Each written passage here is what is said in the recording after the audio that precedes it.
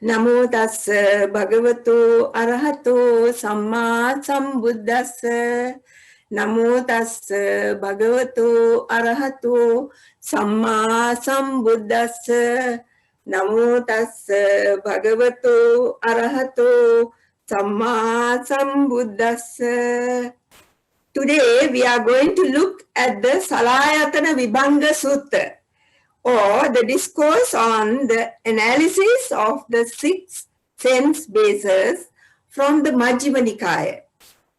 Salayatana means the 6 senses, and Vibhanga means exposition or analysis. The 6 internal sense bases are the eyes, ears, nose, tongue, body, and mind.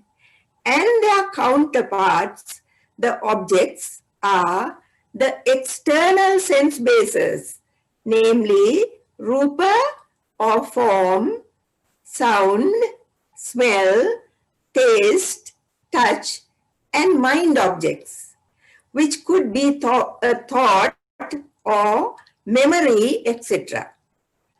These 2 faculties,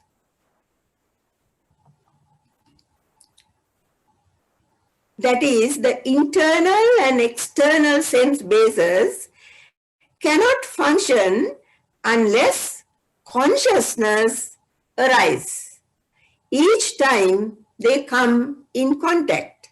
That is, when the internal and external bases come in contact, consciousness also must arise in order for them to be activated. Similarly, for all the senses and their objects. The Buddha says these 18 kinds of mental phenomena should be understood properly. At this stage, with the meeting of these 3, the internal, external bases, with consciousness, there arises a feeling. This feeling could bring joy, or grief, or equanimity. Unlike the physical senses of eye, ear, nose, tongue, and body, the mind or mano, or mind consciousness, mano vijnana, does not need a physical object to arise. It could be a memory or a thought, and just as the 5 physical senses could directly touch its object, mind consciousness is not limited by object. So that means the mind can take any object, a memory or thought or anything like that. The objects of the mind could be any phenomena that can arise in the mind. It could be something very, which happened, something that happened long ago.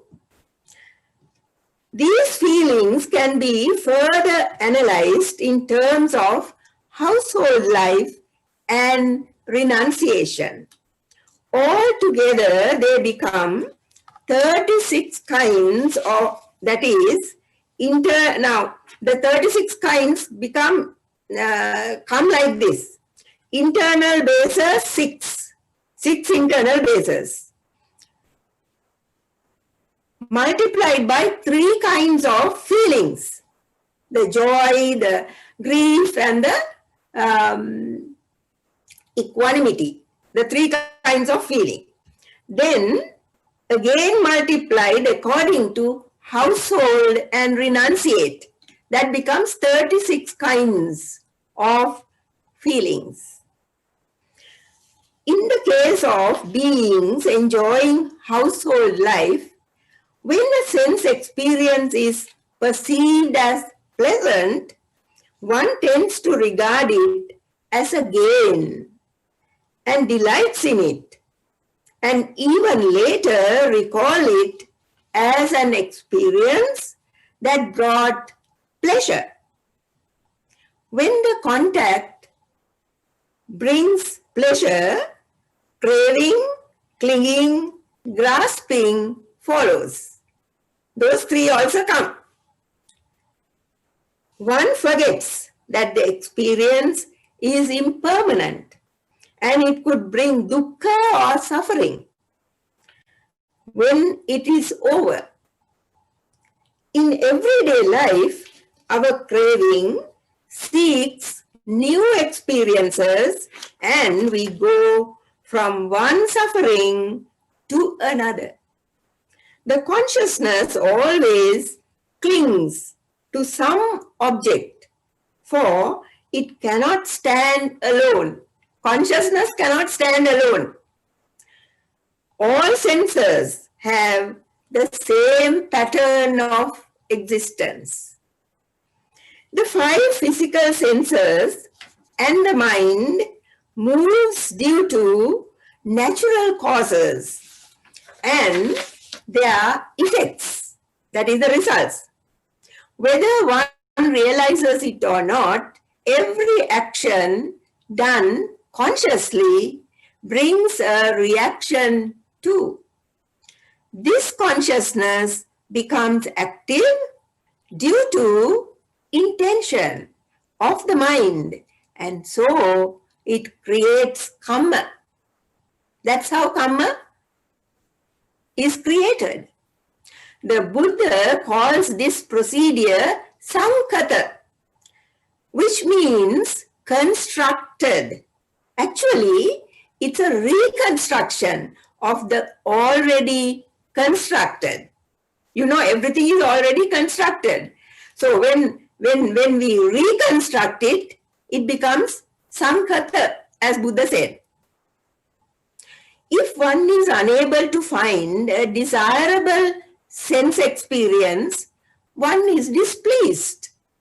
When one thinks of it as a non-gain, for it is not what one wished for or desired, and it cannot bring gratification, is not agreeable, then it brings grief. That's how grief comes. There is joy, then there is grief. Also, when one recalls what was not gained earlier, and that time is now past, ceased and changed, again grief arises for something that happened in the past, which did not come to pass in the way that you wanted. Then also there is grief in the present moment. The equanimity based on household life is caused by one's own defilements and karma, so that the ordinary worldling will be unknowing of consequences or danger in the object, cling to the object and act with ignorance and experience suffering. Such a person will undergo equanimity, similarly based on all the senses. Now you can see there are certain people who will, whatever happens, they will just be like a rock. So that equanimity is not of much value because it is without wisdom. It is with ignorance. That is the kind of equanimity that we talked about, not the equanimity of a wise person.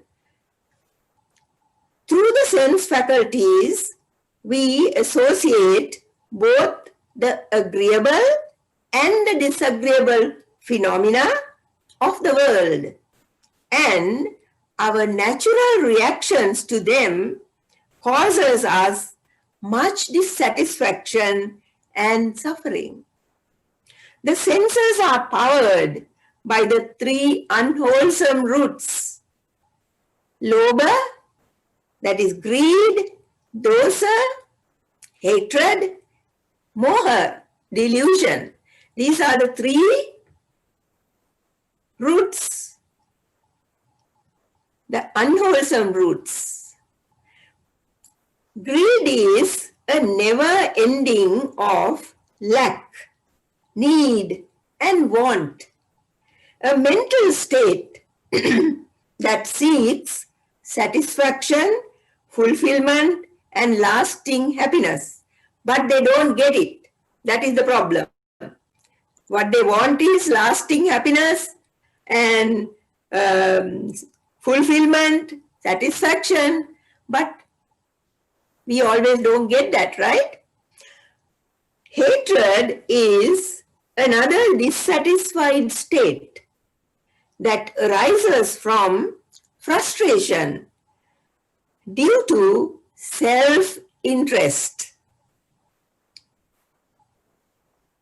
or hurt pride, anger, disappointment, and insecurity.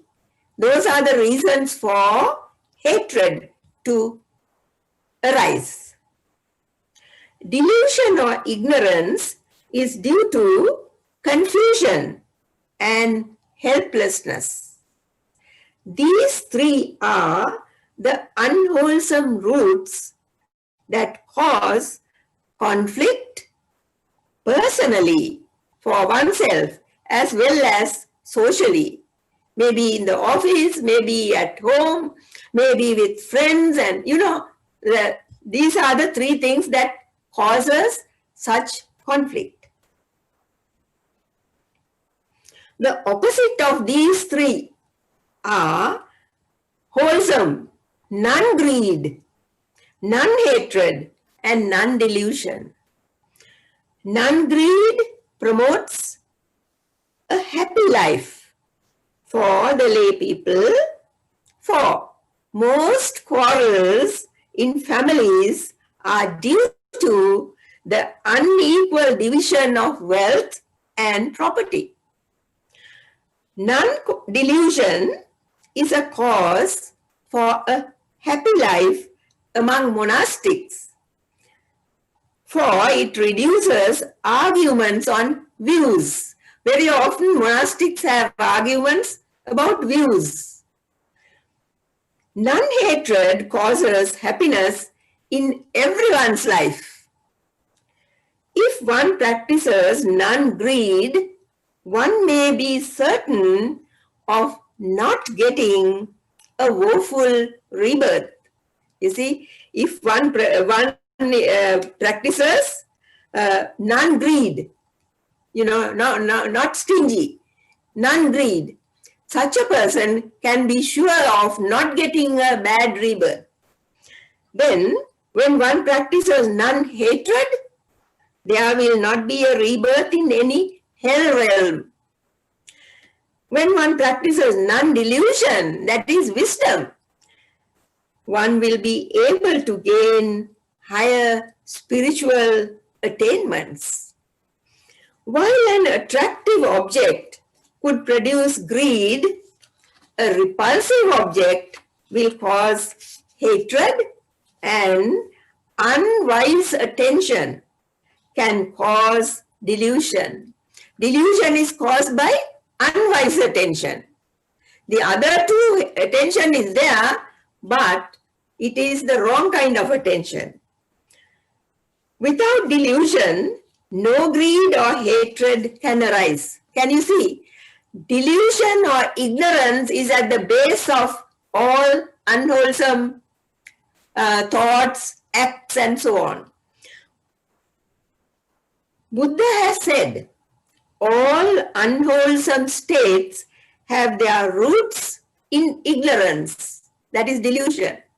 And by the abolition of ignorance or delusion, the other two unwholesome states are also abolished. So, ignorance is at the root of most unwholesome thoughts and actions. The underlying tendencies of desire, greed, that is lobha, hatred, dosa, and delusion, moha, motivates the six senses into actions of immoral, harmful, and unwholesome deeds, while the opposite tendencies of non-greed, that is alobha, non-hatred, adosa, and non-delusion, amoha, lead human beings to do good, profitable, skillful deeds that are kammically wholesome. If they are wholesome, the kamma is also good.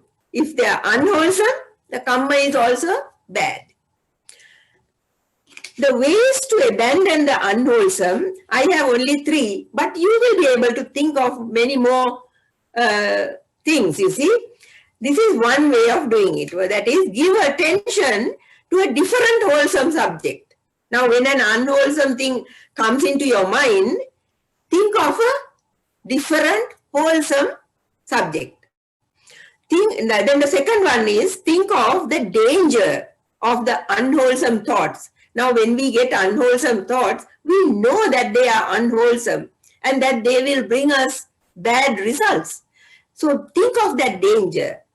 Then the third one is not give attention to the unwholesome thoughts. Now, now our mind is such, we have so much that we have collected in our minds that very often the mind, dictates to us things. So when it is an unwholesome thing, just ignore it without, trying to put it into action. These sense bases are very important. Don't think that we can do without them. For all kinds of suffering arise through them. And as the Buddha has said, to understand suffering, we need to realize the way the senses work. And it is through that knowledge that we gain liberation from suffering. The 4 Noble Truths, the first one is suffering. So, to understand suffering, there must be suffering. Now, that is why it is said in the Deva world, they don't have suffering. So that they don't understand suffering. That is why they go on just, enjoying what they have earned. But in the human world, we have suffering. So therefore, we can understand suffering.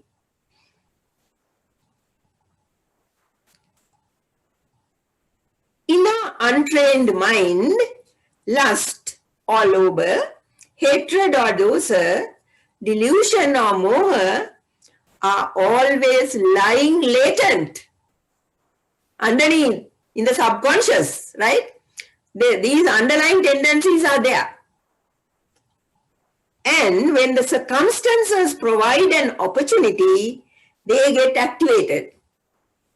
That is one way of our, getting into unwholesome acts. That's why the Buddha advises the monastic in training to draw her or his senses inward in any provoking situation. That is, now supposing some kind of, some difficult situation arises. Now, this is for a monastic that the Buddha said this, but it is equally valuable for even lay people. When something happens, it is good to draw the senses inside rather than let them out. And he gives a nice simile. Like the tortoise that draws its limbs, the tortoise has the 4 limbs and the head, 5. So, 5 things outside, right, when it is walking about. To draw its limbs into the shell when a jackal is trying to catch it by surprise. That is what the tortoise does. And the Buddha says, equally in the same way, for monastics to draw the senses inside without letting them get activated by something that is provoking. Even the most vicious enemies can attack only some people at some time, but everyone is always and everywhere weighed down by the senses. And people do not go to hell or other woeful places because of some enemy that has pushed him or her there. No, it doesn't happen that way. But it is because they have been knocked down by their own senses. If they go to a bad place, you can't blame anybody else. You blame yourself. Though we think of a self in I, me, and myself, it is the six senses that keep us imprisoned in the cycle of existence. And this I, me, and my are only the senses. If we can see the actions as processes, just something that's happening, not I am doing, right? For instance, the six sense bases. Now this is really, we are going into the dependent origination formula, not the whole thing. But now it is like this. For instance, the six sense bases as a condition for the actions. The six sense bases are the condition for the action that we do. And contact as the condition for feeling to happen. Because of contact, feeling comes in. Then, feeling the condition for craving. And craving the condition for clinging. Then we could see that clinging is the condition for existence. That is why we are existing, because of this condition. What is the condition? Clinging, attachment to things. This is the origin of the whole mass of suffering. This way, attention is kept focused on the process rather than who or what does or does not lie behind the process. That is, you don't think of I am doing or he or she is doing, but this is a process. That kind of thing is possible when we look at it in this way. This way, also, now we could see also how consciousness moves from moment to moment. Can you see? Now when we are, even now, your mind might be wandering somewhere else, though you think you are listening. And in the same way, anybody, you will find consciousness moves from one to the other. So, from moment to moment, and from one thought to the next, and then from one life to another. It is the consciousness that makes another rebirth. Let us see how six senses have affected two persons who lived not long ago in this world.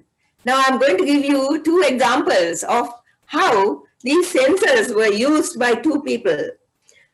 Now this is the first one. Stephen Hawking, I'm sure it brings some memories to you, right? Was born in 1942 and died in 2018. Why do we talk about him? Now, because he was an unusual person. I'm sure you would agree, won't you? Buddha too was unusual. The difference is between these two people is Stephen wanted to learn about the universe in depth. Buddha wanted to end suffering that he found in the world of existence. And in the process of, getting to know how to end suffering, he learned about the universe also and its mechanism too. Stephen was fascinated by the nature of the universe and wanted to learn how it came about and how it might end. He never believed in creation by a God. He said his goal was a complete understanding of the universe, why it is as it is, and why it exists at all. Haven't you and haven't we also thought about it like that? Why does this exist at all, this world?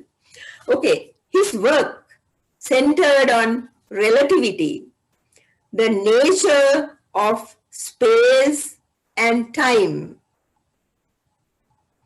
and the quantum theory, that is, how even the smallest particles in the universe behave.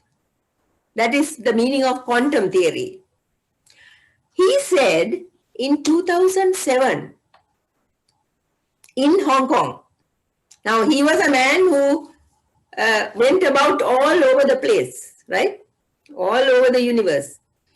In Hong Kong, that the human race has no future if it doesn't go into space. He also predicted that life on Earth is at risk of being wiped out by a disaster such as a sudden global warming, a nuclear war, a genetically engineered virus, or other dangers. Today, we experience such a virus, and still we do not know if it can be terminated. See, in 2007, that Stephen predicted this. He was such a great thinker. He spent most of his life in a wheelchair. Now, that is the part that we, think about. He spent most of his life in a wheelchair, crippled by a form of motor neuron disease that attacks the nerves, controlling all movement. He never gave up his effort or courage. That is Samma Virya. He was able to overcome this immobility which left him paralyzed, and his inability to speak, he couldn't even speak, by communicating via a special computer. Inside his useless body was a razor-sharp mind. Dr. Hawking did not allow his physical disabilities to hinder his great quest to answer the big question, where did the universe come from? Our question is, why did he suffer physically? Such a person, so good. You see, why did he suffer like that? According to Buddhism, there could be a karmic reason carried from the past, which was unavoidable. But it was counterbalanced by his great effort and sharp mind, so that he left many discoveries that would guide the later scientists. Whatever deeds that resulted in his abnormalities, his pleasant disposition of acceptance. He never quarreled with his, disability.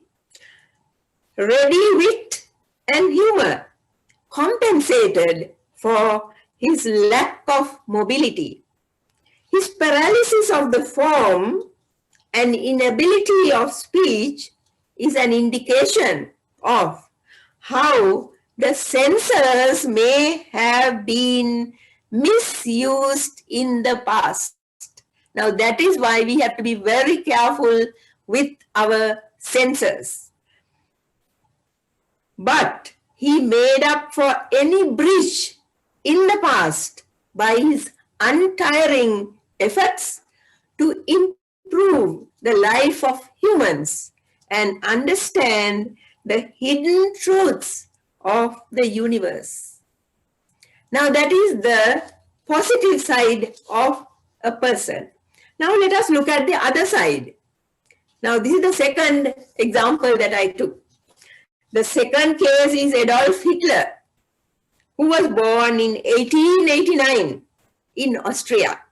He came to Germany and became the leader of the Nazi Party and later the Chancellor and President. Hitler never advanced beyond a secondary education. Though he gained power by the vote of the people, he established a total dictatorship. Then all other parties ceased to exist. He considered Marxism and the Jews as his enemies. In a book he wrote, he talks about the inequalities among races, nations, and individuals as something unchangeable and natural. And he considered the Aryan race as the greatest, and of all humans, the Germans as the highest. He wanted to remove the Jews altogether from earth, and in 1941 started to destroy the Jews who were put into concentration camps before that, and mobile squads killed those living in houses. The Jews in Germany, Poland, and the Soviet Union were the victims. It is said that he ordered the killing of 6 million Jews.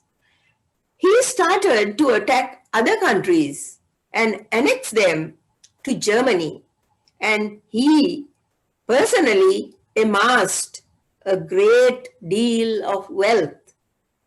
It is said that he is principally responsible for World War II. Though he was a non-drinker, a non-smoker, and a vegetarian, his cruelties exceeded whatever goodness he had.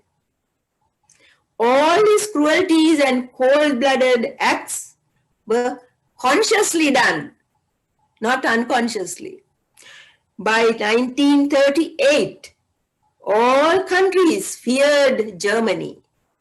But in the end, he was defeated and he committed suicide on the 30th April 1945 by shooting himself.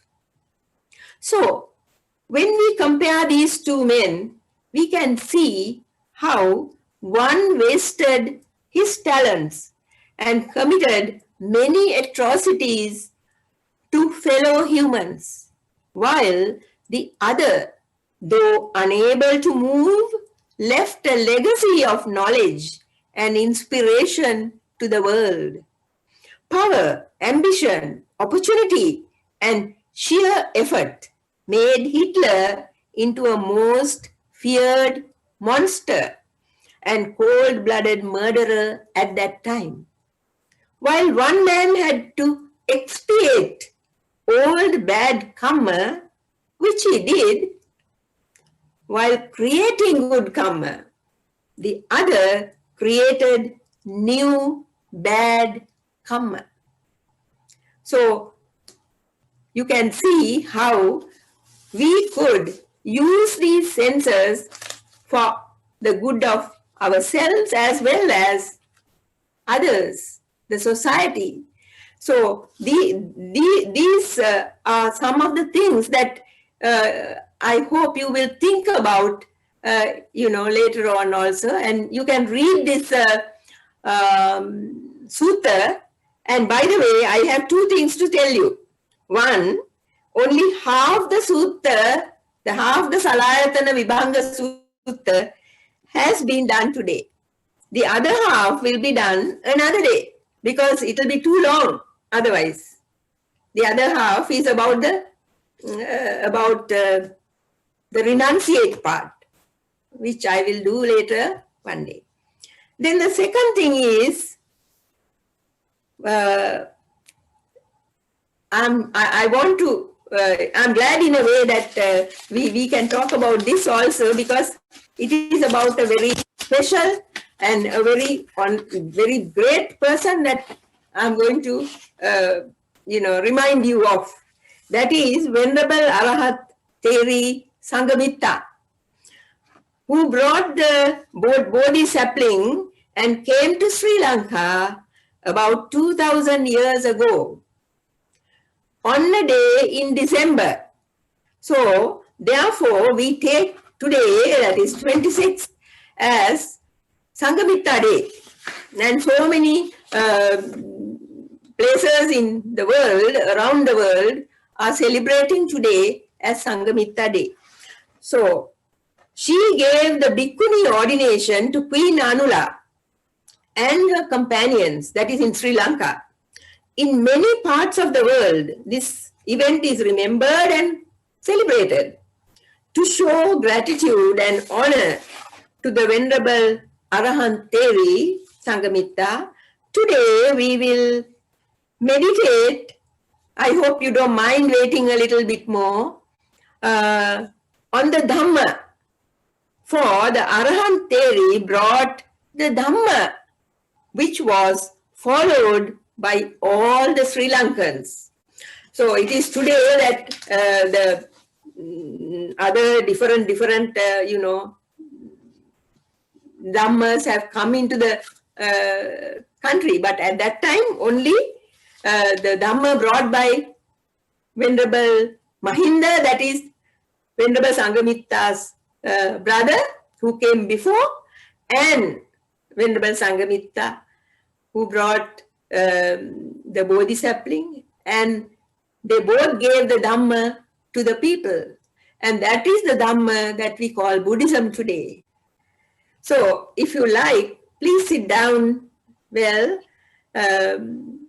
with your body straight, the head on the neck, straight with the spine, and sit properly. Take a few deep breaths.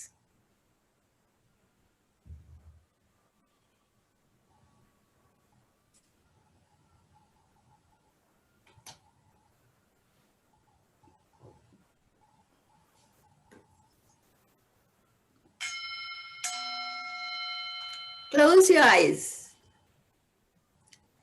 So don't repeat what I say, but think about it just a little bit, right? May the Dhamma give us light. May the Dhamma give us light.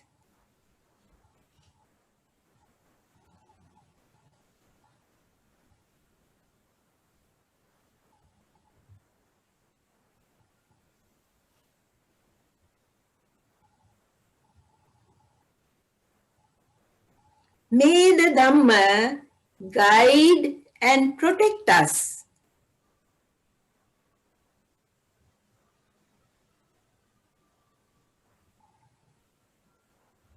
May the Dhamma guide and protect us.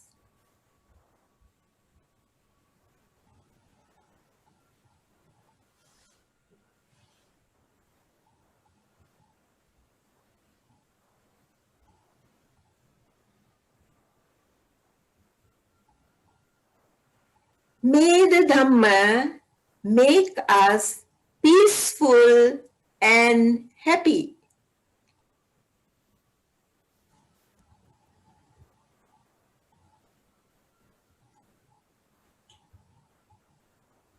May the Dhamma make us peaceful and happy.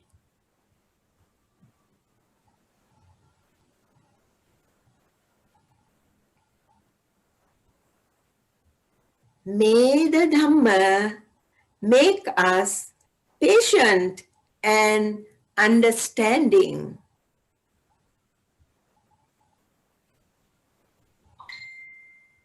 May the Dhamma make us patient and understanding.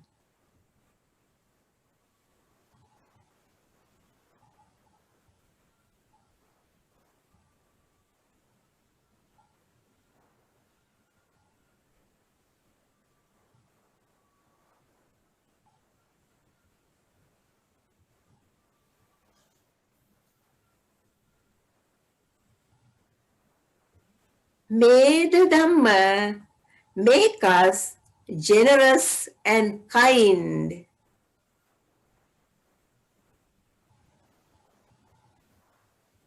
May the Dhamma make us generous and kind.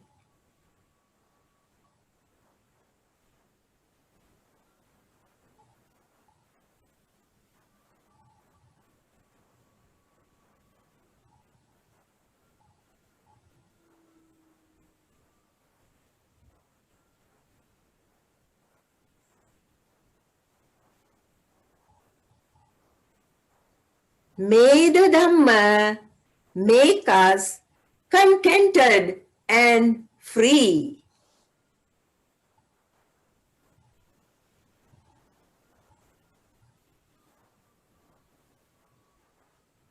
May the Dhamma make us contented and free.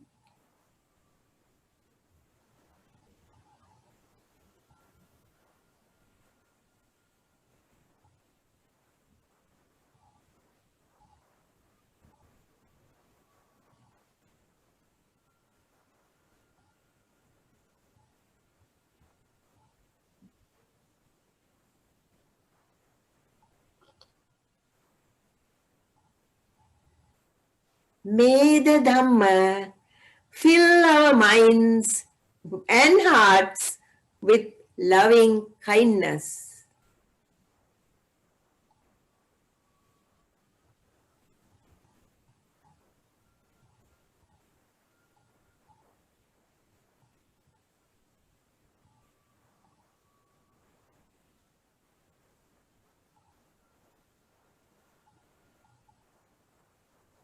May the Dhamma fill our minds and hearts with loving kindness.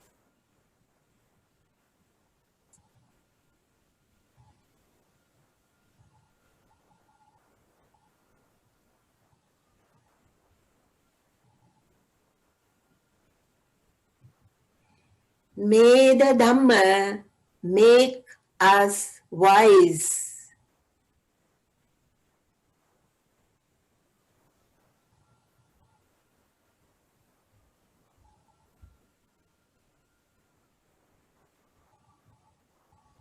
May the Dhamma make us wise.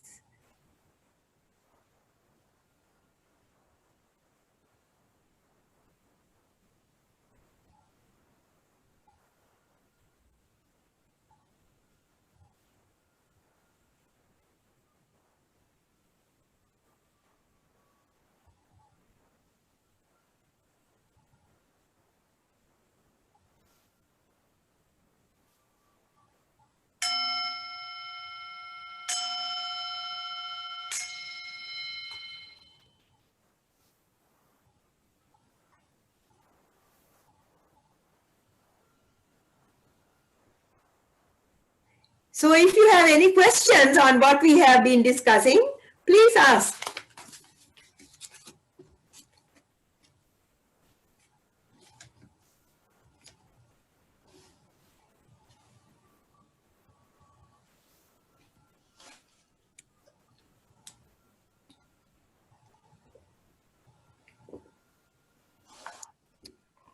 Bhikkhunin Vahansa, Yes?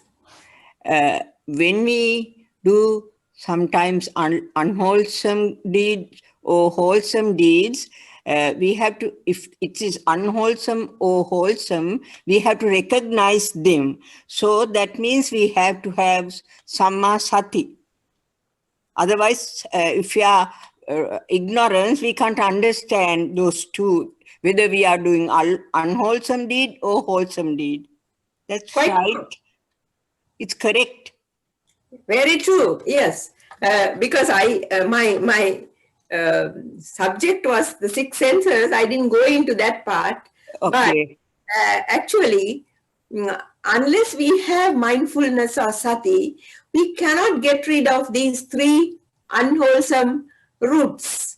You know, the word roots also you can see means that they have gone right into the now. When you think of the roots of a tree, they go right into the earth. Isn't that so? Yeah. In the same way, now the unwholesome as well as the wholesome, whatever the roots, they have gone into our minds, and they have been there not only in this existence, but even before, from long ago.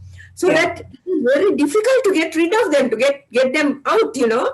So we have to make a great effort, and sati or mindfulness is one of the factors that will help to get rid of the unwholesome, but keep the wholesome. Yes. Yeah. So then we need Sapta Bojjhanga, Virya, Dhammavicaya, all the things to Yes. get Yes. the root out of our mind. Yes. Before you come to the Sapta Bojjhanga, you have to deal with the roots and get them out. Yes. Yeah. Is it called Yoniso Manasikara? Yoniso Manasikara. Yeah, is it what it is? I mean, to get to the root of the... Yes, Yoniso Manasikara means seeing things as they are truly are, right? So now very often what happens is when we come across some situation, we don't see it correctly. We always see it according to our defilements, right? We have certain, you know, defilements in us, so that when we come across something, we put those things also into that. And therefore, we don't get a proper idea of what it is. That is why it becomes Ayoniso Manasikara. So, when we are mindful, it will be easier to protect our Yoniso Manasikara. Right. Mhm.